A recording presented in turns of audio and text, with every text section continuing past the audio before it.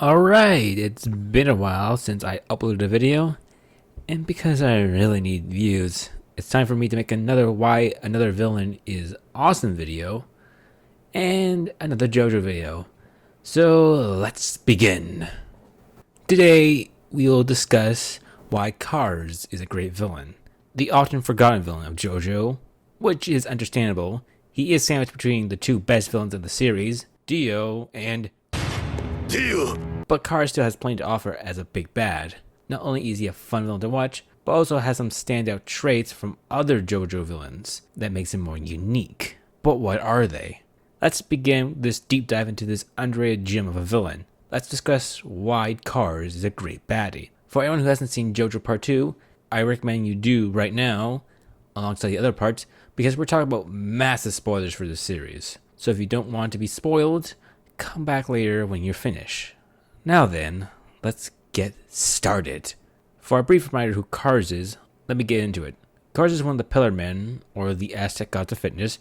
These huge vampire-like beings are incredibly strong, able to do many impressive physical feats, including great strength, agility, and just random bullshit. They are a powerful force, and Cars is the leader. The Pillar Man's plan is to, you guessed it, take over the world. Of course! But thanks to JoJo and his breathing powers, Cars is defeated and blasted to space, where he stops thinking. I love this series so much. Anyway, enough of the recap. Let's break down why Cars is a good villain. Now, some people can make comparisons between Cars and the mad lad, time-stopping, universe-fucking vampire man himself, Dio Brando. Which is, to be fair, isn't an unfair comparison. Cars and Dio do have similarities to each other. Both are inhumane monsters who act really over the top and want to rule the world. However, Cars separates himself from Dio in some ways. In one big way, he does seem to care about other living creatures. This moment is brief, but I do think it adds depth to Cars. One night, he's walking around in a Swiss town when he sees a car about to run over a dog. He didn't need to do it, but Cars saves the dog and then continues on with his night like nothing happened. With this little moment, it adds so much to Cars' personality. It adds that Cars isn't entirely uncaring and can save a life when he wants to. Compare this to Dio, who never did anything without it benefiting himself.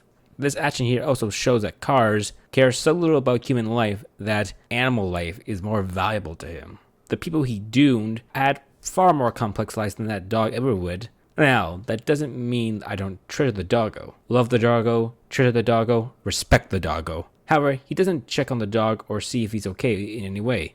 He just walks away as nothing happens. That adds even more subtext to how he views other life. Cars does see other life beneath him, but again, it shows that he views an animal to be more valuable than two humans who probably had families, friends, goals, and dreams. And again, showing that animal life means more to Cars than human life, which is probably not much, but still. But what also separates Cars and Dio is their relationships. Dio has never been shown to have any care for anyone in the series, aside from his mother, but we don't see that, so it doesn't really count.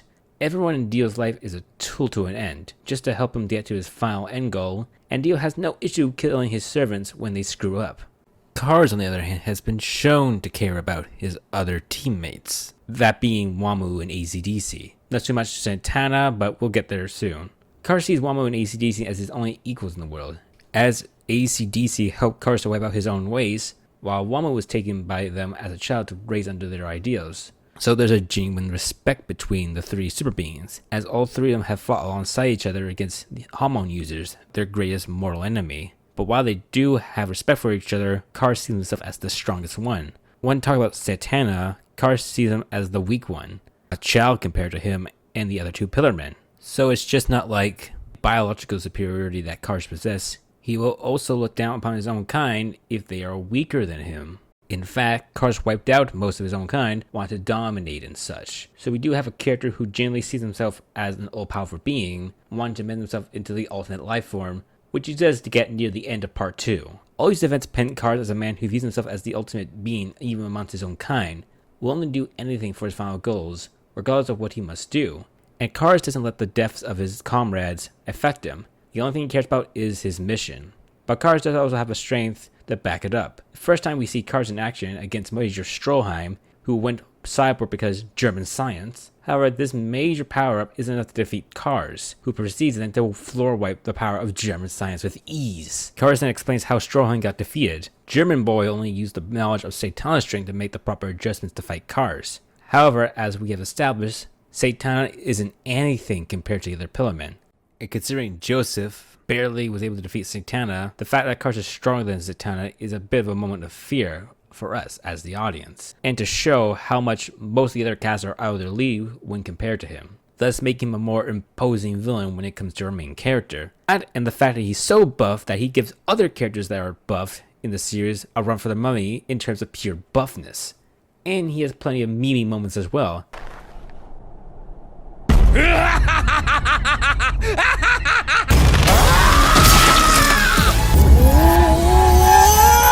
Not as good as Dio, but he still has plenty of moments in the show that are pretty fun, while still having some really disturbing elements as well. In conclusion, Kars is an amazing villain in JoJo, quite underrated compared to the more famous bad guy from the series. Dio. Kars has plenty to offer to the series. Kars is still an opposing force that stands out thanks to his determination to get what he wants, no matter the cost, and he has the strength to back up this claim. But also there's small moments that sells Kars as a person with a different take on other living things, who has some compassion for other creatures, compared to this to Dio, who never showed any compassion to anyone. So what I'm saying here is that there are more villains to the series than just the meme vampires. We have the Aztec gods of fitness, and some other villains I will likely talk about someday. Thank you for watching my video. I hope you enjoy. Leave a like and subscribe if you enjoy it, and I hope you all have a wonderful day.